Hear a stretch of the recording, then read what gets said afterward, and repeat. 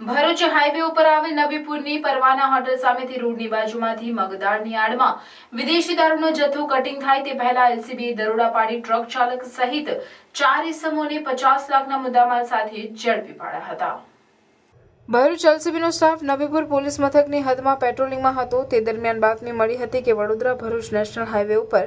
નબીપુર પાસે આવેલ પરવાના હોટલની બાજુમાં રોડની સાઈડમાં રાજસ્થાન પાર્સિંગની ટ્રકમાં વિદેશી દારૂનો જથ્થો